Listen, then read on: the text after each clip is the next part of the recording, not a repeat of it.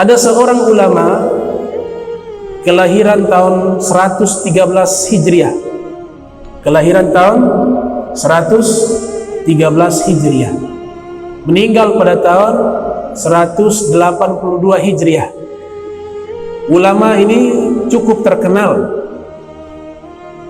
di kalangan mazhab Syafi'i, namun sangat terkenal di dalam kalangan mazhab Hanafi, karena beliau ini termasuk ulama yang menyebarkan dan menjadi murid terdekat dari Imam Abu Hanifah yang lahir tahun 80 Hijriah, meninggal tahun 150 Hijriah.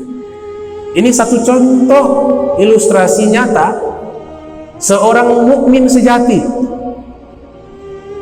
Beliau contohkan, bernama Al-Imam Abu Yusuf Ya'qub bin Ibrahim bin Habib bin Sa'ad bin Buhair Al-Ansari. Beliau punya kakek buyut bernama Sa'ad bin Buhair. Ada gelar Al-Ansari di belakang, Al-Ansari. Ini nisbat bahwa beliau ini keturunan kaum Ansor, orang Madinatul Munawwarah.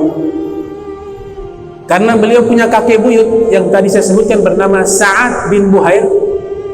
Sa'ad bin Buhair, Al-Imam Ahmad ibn Ali ibn Hajar al-Asqalani yang lahir tahun 773 Hijriah, meninggal 852 Hijriah, di dalam kitabnya Al-Isabatu fi Tamyiz Sahabah, juga disebutkan oleh Ibnu Athir dalam kitabnya Asadul Ghabah fi Ma'rifatis Sahabah, juga disebutkan oleh Al-Imam Al-Mizi, Al-Imam Al-Mizi, murid daripada Abu Zakaria Yahya bin Syarafuddin An-Nawawi yang lahir 631 Hijriah, meninggal 676 Hijriah, dalam kitabnya Tahzibul Kamal fi Ma'rifati Asma'ir Rijal, kitab yang menjelaskan kitabnya Al-Kamal milik daripada Abdul Ghani Al-Maqdisi. Kemudian Ibnu Hajar Asqalani merangkum kitab tersebut dengan nama Tahdzibut Tahdzib.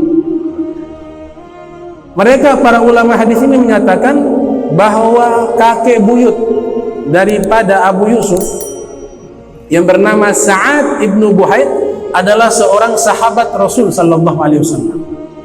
Jadi kakek buyutnya masih seorang sahabat. Bahkan Abu Yusuf selalu mengatakan ketika beliau sudah menjadi qadi qudat, kepala hakim atau jaksa agung, wa awwalu man luqiba biqadil qudat Abu Yusuf, orang pertama yang diberikan gelar qadi qudat itu adalah Abu Yusuf, orang pertama. Setelahnya ada Imam Al-Mawardi, juga gelarnya qadi qudat. Tapi orang pertama yang memiliki gelar qadi qudat adalah Abu Yusuf. Selalu beliau katakan ketika sudah menjadi ulama besar, beliau selalu merendah diri, selalu tawadhu. Man tawadha'a lillah rafa'ahu Allah. Nabi katakan siapa yang merendah hati karena Allah, Allah akan angkat derajatnya. Dalam Al-Quran, Sayyiduna Luqman melarang kepada anaknya, wala tusa'ir haddaka linnas wala tamshi fil ardi maraha innallaha la yuhibbu kulla mukhtalin fakhur. Jangan ikut gaya berjalannya orang-orang sombong. Allah benci kepada orang yang sombong. Jangan palingkan wajahmu di hadapan seseorang, dan jangan berjalan di muka bumi dalam keadaan sombong, karena Allah sangat membenci orang-orang yang sombong. Ini direfleksikan oleh Abu Yusuf. Selalu beliau mengatakan, saya ini berkahnya daripada Nabi sallallahu alaihi wasallam. Saya menjadi orang hebat seperti ini karena berkatnya Nabi Muhammad sallallahu alaihi wasallam. Kenapa? Karena beliau punya kakek buyut Sa'ad bin Buhair itu terlibat di satu ghazwah, satu peperangan bersama Nabi sallallahu alaihi wasallam, namanya Ghazwatul Khandaq, perang Khandaq, dan ikut membantu proses penggalian parit. Di saat digali parit tersebut, Nabi Shallallahu Alaihi Wasallam sempat sekali memegang rambut dan kepalanya Sa'ad bin Buhair. Sekali kena sentuhan tangannya Nabi Muhammad SAW, ini jadi satu penghormatan. Maka setiap kali diceritakan kepada keluarga mereka, ini kepala saya pernah disentuh oleh Nabi Muhammad SAW. Dilaporkan kepada anaknya, kakekmu pernah disentuh kepalanya oleh Nabi Muhammad SAW. Sampai pada akhirnya sampai ke masanya Abi Yusuf, dan Abi Yusuf bangga akan hal itu. Abi Yusuf mengatakan, saya ini berkah daripada sentuhan tangan Nabi Muhammad di atas kepala kakek buyut saya, kata Nabi Muhammad SAW. Kata Abu Yusuf. Kemudian Abu Yusuf, kalau kita mempelajari kitab Al-Bidayah wan Nihayah, kitab yang disusun oleh Al-Hafiz Abu Fida Ismail ibn Umar ibn Kathir, yang lahir tahun 700 Hijriah, meninggal tahun 774 Hijriah, juga diceritakan oleh Al-Imam Muhammad bin Ahmad Al-Zahabi yang lahir 673 Hijriah, meninggal tahun 748 Hijriah, dalam kitabnya Siyaru A'lami Nubala. Jadi proses beliau meninggalkan hal-hal yang tidak bermanfaat itu sedang dari kecil.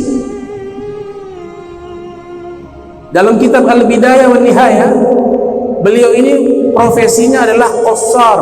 Qassar ini artinya ghassal, tukang cuci.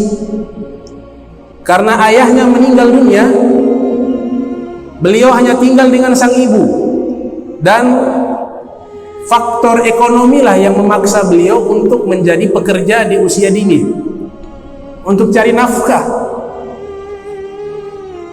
Nah, beliau ini punya minat menuntut ilmu agama sebenarnya, tapi karena terdesak faktor ekonomi, setiap kali lewat majelisnya Imam Abu Hanifah, beliau kadang-kadang mencuri waktu untuk hadir duduk sesaat mendengar kajian ilmu atau pengajaran ilmu dari Abu Hanifah. Setelah itu beliau keluar untuk kembali kerja, tapi dalam hatinya ada punya minat, punya semangat yang kuat untuk menuntut ilmu agama. Satu kali beliau duduk lama di majelisnya Imam Abu Hanifah, dan Imam Abu Hanifah ini sudah memperhatikan bahwa anak tersebut memiliki kecerdasan, anak tersebut memiliki kemampuan, dan anak tersebut memiliki potensi menjadi ulama besar. Karena Abu Hanifah rahimahullah ini seorang wali, la ya'rifu wali illa wali, tidaklah mengenal seorang wali pasti dia seorang wali. Al-Imam Ali bin Abi Thalib karramallahu wajhah mengatakan, la ya'rifu fadla ahli fadli illa ahlul fadli, tidaklah mengetahui keutamaan seseorang melainkan orang itu juga ada orang yang utama. Maka diperhatikan, ini anak punya potensi, punya bakat, punya keahlian dan kemampuan. Abu Hanifah cinta kepada anak tersebut, yaitu Abu Yusuf. Satu kali belajar terlalu lama, sang ibu datang ke tempat kerja, lihat anaknya tidak ada. Maka sang ibu marah, mana anak saya? Yang punya tempat kerja mengatakan dia beberapa kali bolos kerja. Maka sang ibu daripada Abu Yusuf mendatangi majelisnya Abu Hanifah. Di saat itu Imam Abu Hanifah sedang mengajar, anaknya Abu Yusuf sedang duduk dengan serius, dengan konsentrasi penuh. Tidak tahu di belakangnya ada sang ibu lagi marah, dipukul, wahai anakku, kerja, jangan belajar. Abu Hanifah orang kaya, kalau waktunya habis ngajar belajar, ya ekonominya cukup, kaya. Karena Imam Abu Hanifah ini masih keturunan Raja Persia. Dia punya pakaian. Profesor Dr. Sy'ali Jum'ah, mantan mufti Mesir, mengatakan itu pakaian yang sering dipakai oleh Abu Hanifah itu puluhan juta pakaian saja. Jadi kadang-kadang ulama menunjukkan kebesaran ulama dengan tujuan menghormati ilmu agama. bukan untuk sombong, tidak. Profesor Dr. Said Muhammad bin Alwi Al-Maliki, guru daripada guru kita Abu Ya'la Abu Bakar bin Hasan Al-Tas, beliau kaya raya. Semua santri yang belajar ke beliau gratis, dikasih kitab gratis, bahkan para santri diberikan uang jajan. Ada yang mau pulang orang tua diberikan tiket pulang. Ada zaman sekarang seperti ini. Niat ikhlas dibuktikan dengan perbuatan gratis. Justru beliau kasih uang kitab, uang jajan, makan gratis, tempat tidur gratis. Sudah begitu diajar sampai jadi ulama. Itu Said Muhammad bin Ali Al-Maliki pernah diundang apa di Malaysia apa di Indonesia, Malaysia atau Indonesia di waktu itu. Beliau ini kan orang besar, sudah ulama, kaya raya, gagah, tampan, komplit, alim, al-ghani, kaya, tampan. Datang ke Indonesia atau Malaysia pada satu saat, yang undang ini kurang memuliakan Said Maliki. Jadi Said Maliki datang, dia letakkan tempat menginapnya Said Maliki di rumah yang sederhana, rumah kecil, ibaratnya kelas penginapan. Padahal beliau ini sebenarnya ditempatkan di kelas VIP, ulama internasional. Masuk di rumah kecil, Said Maliki kemudian mengatakan kepada murid-muridnya yang datang, heran nih, guru kita menginap di sini. Kata Said Maliki, wahai murid-muridku, tolong cari hotel yang paling mahal, saya yang bayar, dan kalian juga ikut boleh. Maka sang murid cari hotel yang paling mahal. Sudah cari hotel yang paling mahal, cari yang VIP, saya yang bayar, kata Said Maliki. Maka dapat satu kamar VIP, hotel yang paling mahal di tempat tersebut. Kemudian minta izin kepada pemilik rumah dengan sopan, kemudian pergi ke hotel. Sampai di hotel, sang murid yang menceritakan kisah ini ikut ke dalam kamar bersama Said Muhammad bin Alwi Al-Maliki. Sudah masuk di kamar, barang-barangnya dipindahkan. Kata Said Maliki, kau tidur di atas, di kasur, tikar dikeluarkan, saya tidur di atas tikar saja. Heran sang murid, wahai Abu ya, bukankah engkau cari kamar yang paling mahal, kan fasilitas, ini kasur mewah, kenapa pilih tidur di atas tikar? Apa kata Said Muhammad bin Alwi Al-Maliki rahimahullah? Beliau mengatakan, saya sebenarnya pindah itu bukan karena pribadi saya, bukan. Seandainya saya orang pribadi datang bukan sebagai ulama, sebagai orang biasa, saya akan tidur di rumah yang sederhana sekalipun tidak ada masalah. Tapi saya ingin mendidik orang agar tahu saya ini datang bukan sebagai Muhammad bin Alwi, bukan. Saya datang sebagai muhaddits, orang yang membawa ilmu Nabi Muhammad SAW. Dan ilmu Nabi Muhammad ini tidak ada harganya di alam semesta ini. Maka saya ajarkan agar menghormati ilmunya Nabi Muhammad SAW, bukan menghormati saya. Kayak saya cari hotel yang paling mahal. Subhanallah.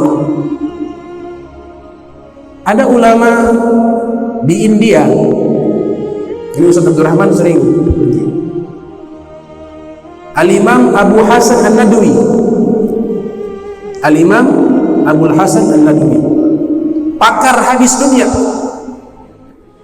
termasuk juga Said Muhammad bin Ali Al-Maliki juga sempat mengambil beberapa ilmu dari beliau, Abu Hasan An-Nadwi, dan juga pengarang kitab Hayatus Sahabah, Syekh Yusuf Al-Kandahlawi, Syekh Ilyas, dan sempat di India, pakar hadis.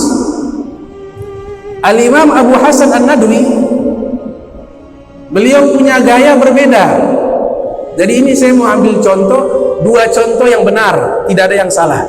Said Maliki juga benar karena ingin memuliakan ilmunya Nabi Muhammad SAW. Al-Imam Abu Hasan An-Nadwi juga benar dalam satu pendidikan, pengajaran kepada kita. Beliau kalau diundang ini ke hampir seluruh negara, dan beliau juga bisa berbahasa Inggris dengan sangat fasih. Makanya diundang seminar di Oxford, di Inggris, beliau pakai bahasa Inggris. Diundang ke negeri Arab, pakai bahasa Arab. Diundang di India, pakai bahasa India. Diundang di orang-orang Urdu, pakai bahasa Urdu. Beliau beberapa bahasa beliau kuasai, ahli hadis. Yang luar biasa, beliau sudah menjadi tokoh yang sangat terkenal. Kalau diundang di satu tempat, tidak mau menginap di hotel. Tidak mau. Tidak mau menggunakan fasilitas mobil mewah. Tidak mau. Tiap kali datang ke satu tempat tanya, mana murid saya yang paling miskin? Murid saya yang paling susah mana? Dikatakan di sini yang paling susah ini. Oh, kalau gitu saya nginap di rumahmu. Nginap di rumahnya, disediakan kasur yang mewah. Beliau tidak mau. Pakai apa? Pakai tikar. AC, gak usah pakai AC, dimatikan. Pakai kipas. Ulama dunia. Dijemput pakai mobil mewah, beliau tidak mau naik. Naik apa? Naik angkot saja. Angkot. Ini kan dua hal yang berbeda, tapi kedua-duanya benar. Al-Imam Said Muhammad bin Ali Al-Maliki mengajarkan untuk memuliakan ilmu agama. Sedangkan Abul Hasan An-Nadwi mengajarkan untuk zuhud terhadap dunia. Bahwa dakwah itu bukan untuk enak-enakan, tapi dakwah itu adalah perjuangan. Kedua-duanya benar. Abu Yusuf punya kasus yang sama. Al-Imam Abu Yusuf, ibunya marah. Kenapa engkau belajar, kerja? Ini Imam Abu Hanifah orang kaya, wajar kalau hidupnya habis dengan belajar, dengan mengajar, wajar. Dia tidak kerja juga, hartanya tidak habis. Tapi kita kan butuh makan. Ternyata dialog ini diperhatikan oleh Imam Abu Hanifah rahimahullah. Imam Abu Hanifah perhatikan itu. Kemudian Imam Abu Hanifah menghampiri sang ibu, mengatakan, wahai ibu, ini anak mau belajar ilmu agama, biarkan saja. Kata sang ibu, kalau kita biarkan dia belajar, mau makan apa? Wahai ibu, suatu saat anakmu akan makan falujat.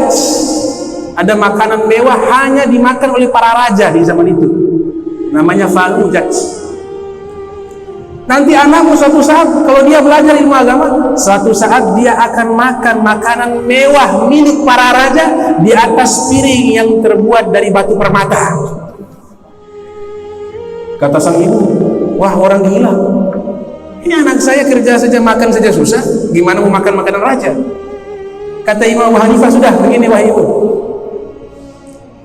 ini anak biar saya yang tanggung nafkahnya.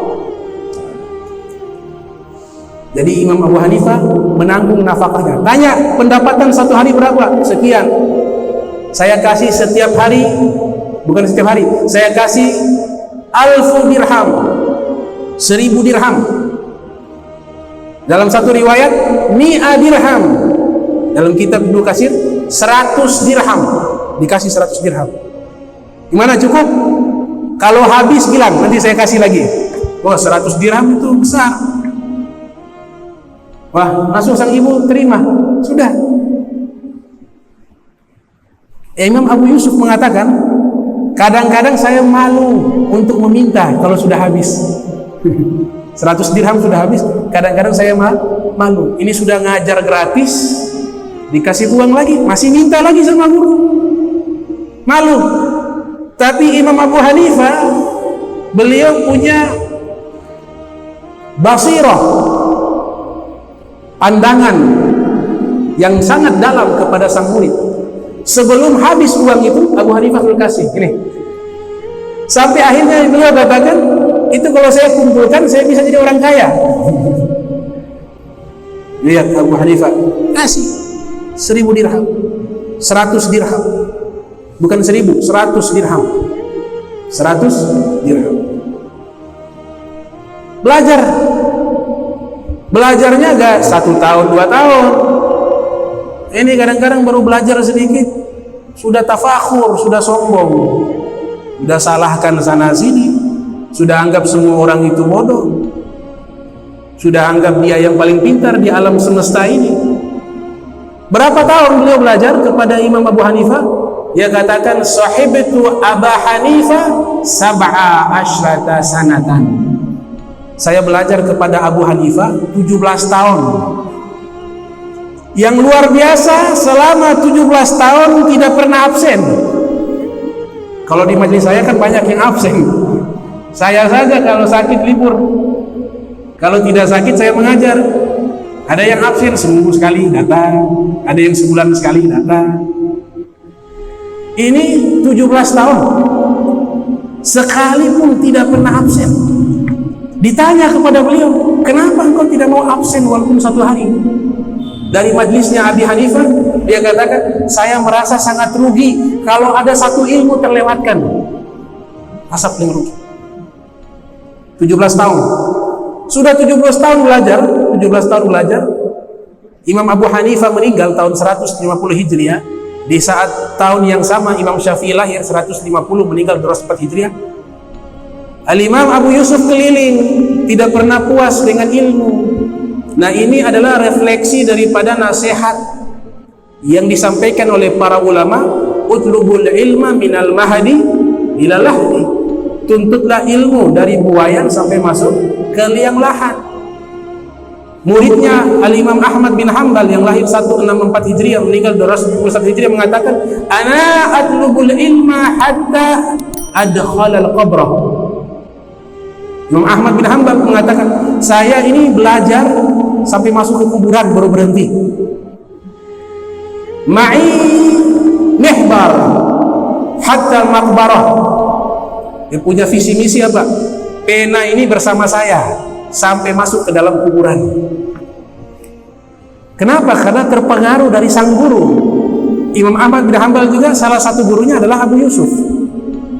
Sebenarnya Al-Imam Syafi'i rahimahullah sangat ingin sekali belajar kepada Imam Abu Yusuf. Akan tetapi datang ke Irak, beliau sudah meninggal dunia. Jadi Imam Syafi'i tidak pernah bertemu dengan Al-Imam Abu Yusuf rahimahullah. Dalam kitab Qimatuz Zaman 'indal Ulama, Qimatuz Zaman 'indal Ulama, disusun oleh Syekh Abu Fattah Abu Buddah. Ini kitab inspiratif, mengajarkan kepada kita biografi para ulama yang sangat menghargai waktu dan mengamalkan hadis min husnil islami mar'i tarku ma la ya'ni. Semangat belajar beliau Al-Imam Abu Yusuf menjelang sakratul maut, menjelang sakratul maut, mau meninggal dunia, datang seorang muridnya atau seorang kawannya bernama Syekh Ibrahim Ibnu Jarrah. Datang menjelang wafatnya beliau dalam keadaan sekarat. Sang murid datang, dia katakan, ya Ibrahim, coba kau sampaikan kepada saya satu masalah fikih. Satu masalah fikih. Maka Syekh Ibrahim mengatakan, wahai guru, kau dalam keadaan seperti ini masih mau belajar, masih mau mengajar? Iya, sampaikan. Kalau engkau tidak berikan pertanyaan kepada saya akan berikan pertanyaan kepadamu. Yaitu saya berikan pertanyaan kepadamu, mana lebih afdal? Lempar jumroh dalam keadaan berjalan atau melempar jumroh dalam keadaan menaiki kendaraan? Maka Syekh Ibrahim Ibnu Jarrah mengatakan dalam keadaan berjalan. Abu Yusuf mengatakan salah. Kalau begitu dalam keadaan naik kendaraan, salah juga dua-dua. Terus yang benar apa, wahai imam? Maka Al-Imam Abu Yusuf merespon daripada pertanyaan tersebut. Beliau katakan, kalau lempar jumroh sambil berdoa itu paling bagus dalam keadaan berjalan. Kalau lempar jumroh naik kendaraan itu paling bagus di saat tidak membaca doa. Itu disampaikan, itu pembahasan ilmiah di menjelang wafatnya beliau. Keluar dari kamar meninggal dunia. Lihat semangat menuntut ilmunya sampai menjelang detik-detik terakhir. Dalam kitab yang sama, Qimatuz Zaman 'indal Ulama, disebutkan di saat anaknya meninggal dunia. Al-Imam Abu Yusuf punya anak meninggal dunia. Di saat yang sama ada jadwal mengaji kepada Imam Abu Hanifah. Bingung. Ini anak meninggal, kemudian jadwalnya persis jadwal mengaji kepada Imam Abu Hanifah. Gimana ini? Akhirnya dia putuskan, sudah, saya belajar saja. Saya belajar. Diwasiatkan kepada keluarganya untuk mengurus jenazah anaknya. Saya izinkan saya untuk tetap belajar. Saya tidak mau kehilangan satu ilmu. Pergi belajar. Al-Imam Abu Hanifah tidak tahu nih keadaan sang murid bahwa anaknya telah meninggal dunia. Karena terlihat normal. Selesai daripada proses belajar mengajar, baru Al-Imam Abu Yusuf pulang. Pulang ke rumah sudah selesai prosesi pemakaman, jadi tidak sempat melihat sang anak dikuburkan. Sampai setingkat itu semangat belajarnya para ulama terdahulu dan memanfaatkan waktu, tidak menggunakan hal-hal yang sia-sia.